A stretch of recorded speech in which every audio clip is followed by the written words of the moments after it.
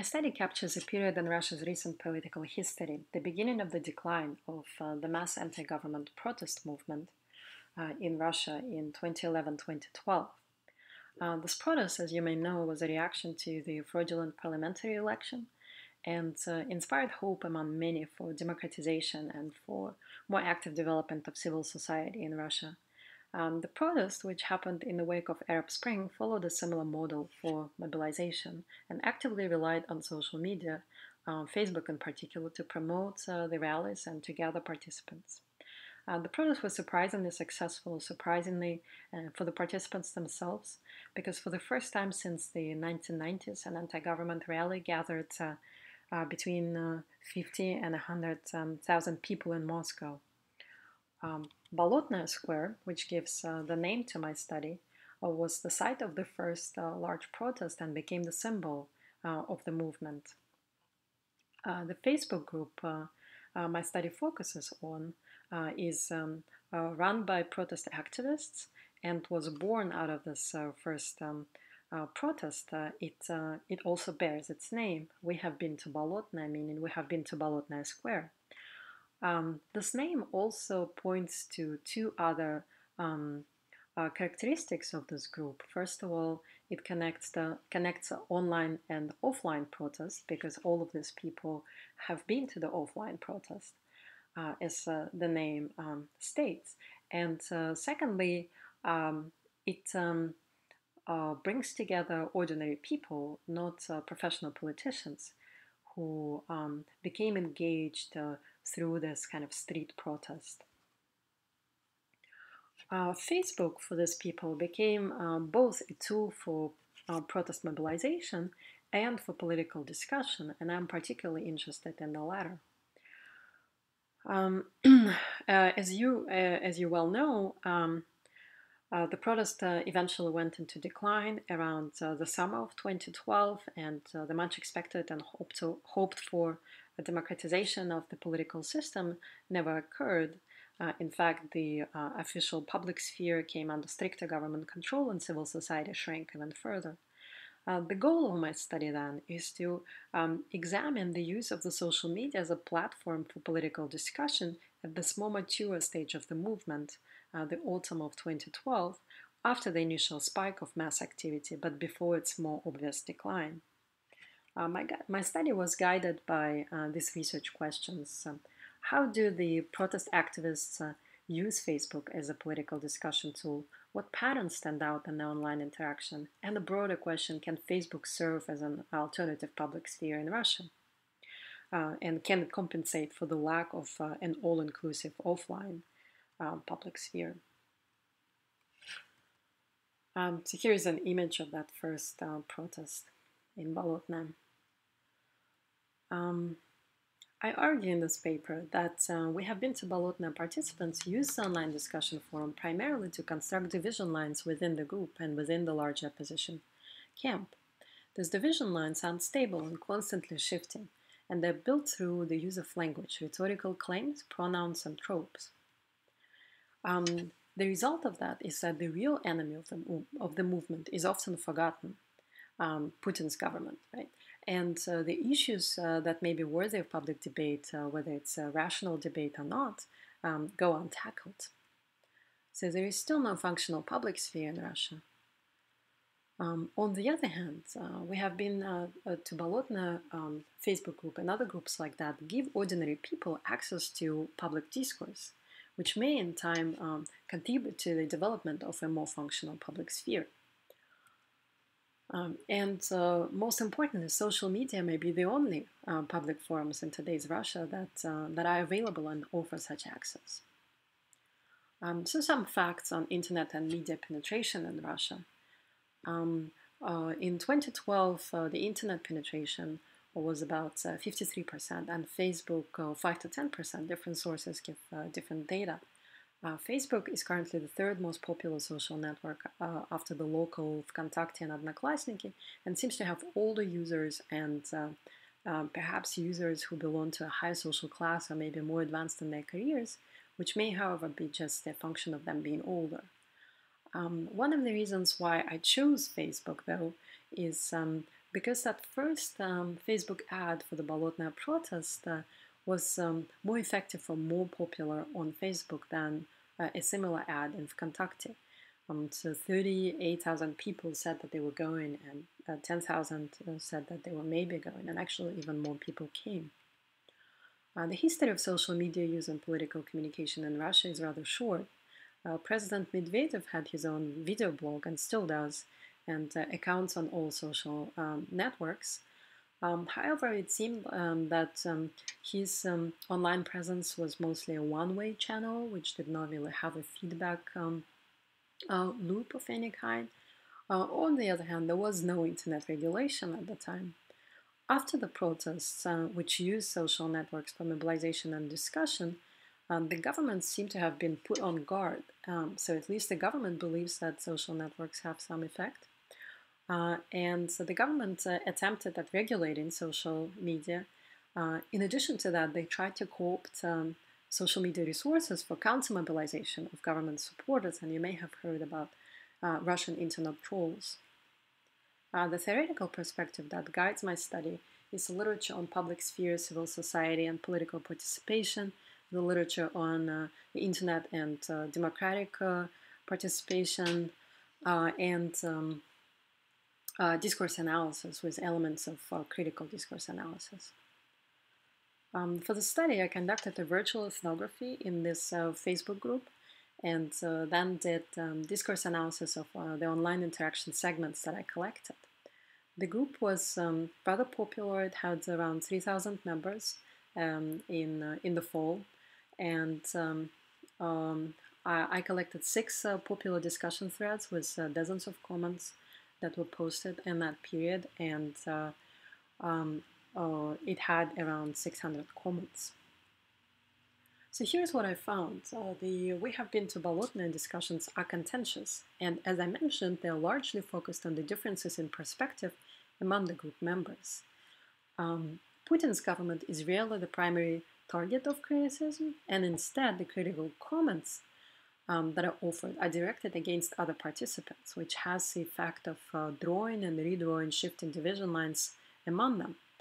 And the 3 most important strategies used by the participants to create these division lines are rhetorical claims of definition, use of pronouns, and use of figures of speech, such as metaphors or portmanteau nicknames.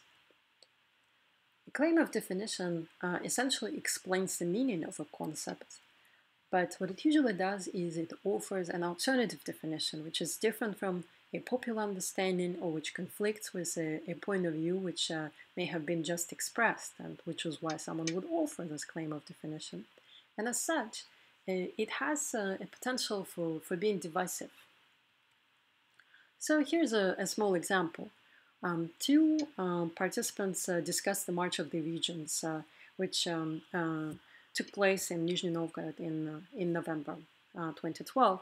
Participant A defines this march as a popular protest. He says that people began self-organizing without media personalities, and this means that the revolution is coming.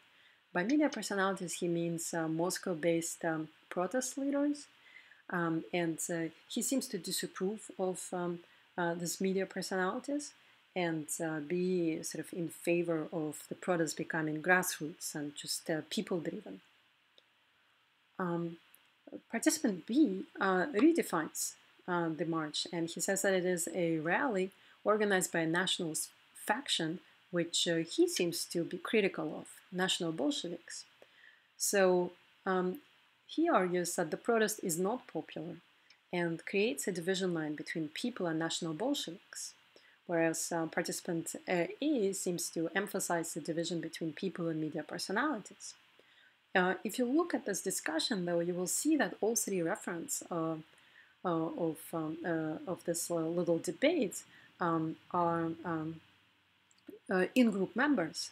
The protest leaders, National Bolsheviks, and the more general people are all oppositionists. Nevertheless, the argument quickly escalates, and participant A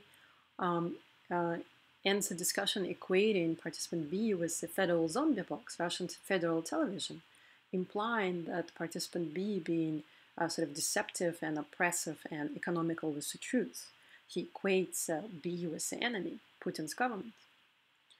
So these claims of definition reinterpret concepts, redefine group members, and draw lines between us and them. And this us and them most obviously could be protesters and the government, but less obviously and more frequently protesters versus other protesters. So there is this idea, sort of often constructed by some participants, that there is a right or authentic kind of protester versus those who seem to be with us but are really closer to them, Putin's government. So it is this division within that opposition camp between us and them among us, or pseudo-us, as I call them. Pronouns become a second strategy that this division lines can be constructed. I identified several threads debating some of the participants' use of the pronoun everybody, and phrases with a similar meaning like all of us or the vast majority of protesters. So on the one hand, these phrases have sort of like the spirit of we-ness, and they seem to invite a call for unity. But they are interpreted by others as an attempt to claim authority on the behalf of everybody, of all protesters, and I challenged as such. The speaker who uses this kind of phrases is identified as a pseudo-us and equated with the enemy, often explicitly. Because supposedly this person is doing the same thing that the government does by claiming, illegitimately claiming authority on the behalf of everyone. The third strategy is the use of figures of speech or tropes of two kinds, portmanteau nicknames and metaphors. And again, it helps us to construct the other, as which could be the government or the pseudo-us within the camp. So here are some examples of portmanteau nicknames first. So a portmanteau word is a hybrid word that combines two words. For example, Kremlin combines Kremlin and chelet, which means valetry or servants. And so the word implies that there are these people who want to serve the Kremlin like slaves, right? Tupin is easily readable as Putin plus tupoi, which means dumb. Liberoid refers to an insider of the opposition camp, a liberal, by combining the word liberal with android. And if android is a robot who looks human, then a liberoid is someone who claims to be a real liberal but really isn't. And so liberast functions in a similar way, and it sort of it points to the Western orientation of the Russian opposition. This is usually when this word is used, and it implies apparently the lack of masculinity and the dependency of Russian liberals. And here is an example of the use of a metaphor. Sobchak, Nemtsov, and other vermin is a list. It does not have an explicit meaning of defining Sobchak and Nemtsov as two Russian oppositional leaders, but it presupposes that they are vermin being in this list. And this is how portmanteau hybrid nicknames and metaphors work. They refer to those with whom the participants disagree, and then they create a certain distance between the speaker and the subject of discussion and belittle the subject, and then they rely on presuppositions and allow the speaker to avoid justifying those attitudes and opinions. It's just sort of there, it's presupposed. Those findings seem to have some important implications for Russian online political participation and beyond, perhaps for Eastern Europe, which shares similar history of socialism and post-socialism and post-socialist politics.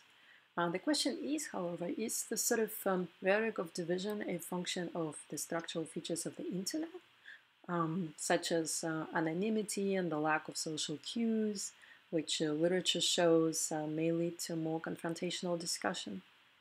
Or is it due to the nature of contentious oppositional politics, which can be more confrontational just because they have to compete for power? Or is it the result of Russia's history of political oppression and lack of tradition of public deliberation? Is it because Russians just don't know how to argue? Whatever the answer to this question, Russia's need for a functional public sphere remains unanswered, and the issues worthy of public debate are still untackled.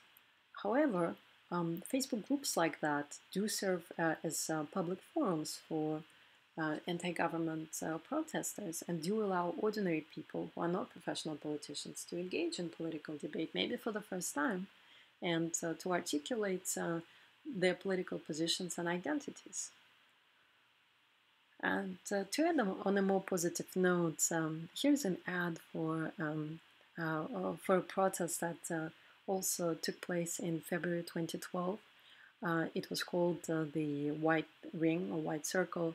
To close the circle, the ad says we need 34,000 people, and the ad invites you to log onto the social network and mark the place where you will stand. And it worked. Thank you.